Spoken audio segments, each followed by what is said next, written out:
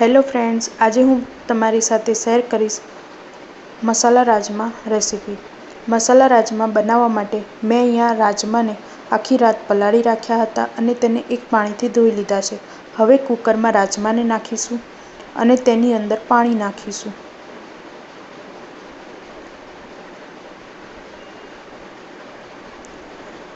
તેજપત્તું, દાલચીની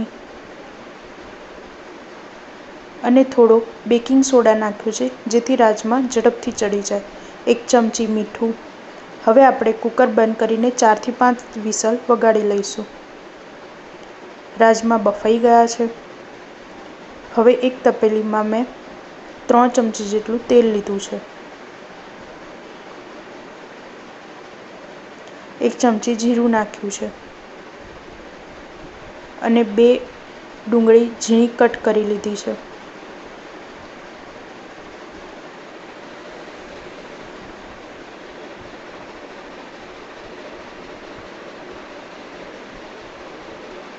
હવે ડુંગળી golden fry થાય ત્યાં સુધી આપણે તેને સતત હલાવતા રહેવાનું।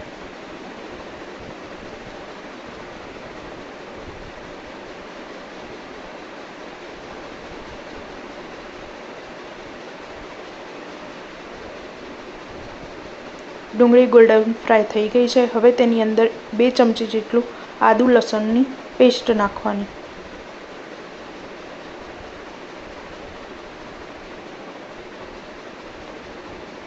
એક ચમચી લાલ મરચું પાવડર, 1 ચમચી મીઠું, 1 ચમચી ધાણા જીરું પાવડર અને અડધી ચમચી હળદર નાખી છે। હવે તેને બરાબર મિક્સ કરી લઈશું।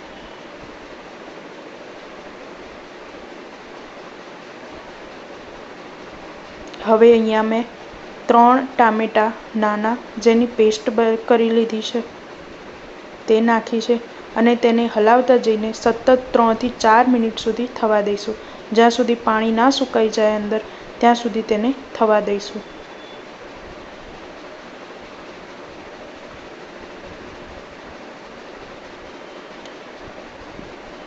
પાણી પણ સુકાઈ ગયું છે અને મસાલો તૈયાર છે।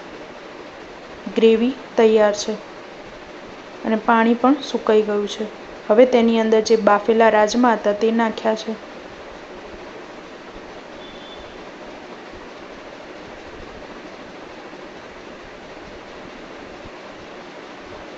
હવે તેને મિક્સ કરીને 2 મિનિટ સુધી થવા દેવાનું। 2 મિનિટ સુધી પાણી નહીં નાખવાનું અને રાજમાને મસાલામાં થવા દેવાનું। પછી આપણે જે રાજમા બાફતી વખતે પાણી નાખ્યું હતું તે રાજમાનું પાણી છે આ।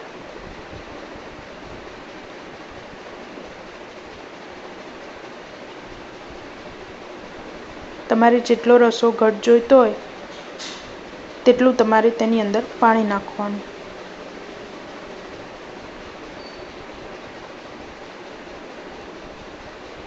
મેં અહીંયા રાજમાનું બધું પાણી નાખી દીધું છે।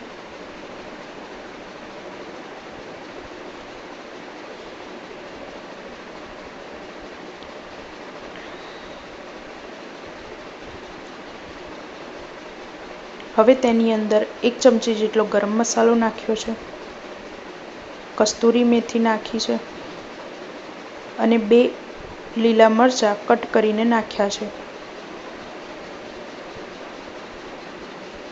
હવે તેને મિક્સ કરીને 4 થી 5 મિનિટ સુધી થવા દેવાનું। ગેસની ફ્લેમ સ્લો રાખવાની। 4 થી 5 મિનિટ થઈ ગઈ છે।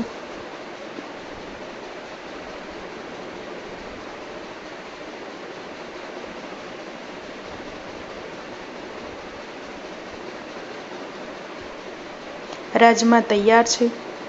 હવે તેની અંદર 1 ચમચી જેટલું ઘી નાખવાનું જેથી રાજમાનો ટેસ્ટ ખૂબ જ સરસ આવશે।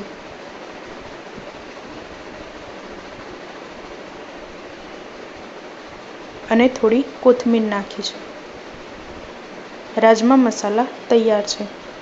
જો તમને મારી આજની રેસીપી ગમી હોય તો લાઈક, શેર અને સબસ્ક્રાઈબ જરૂર કરજો।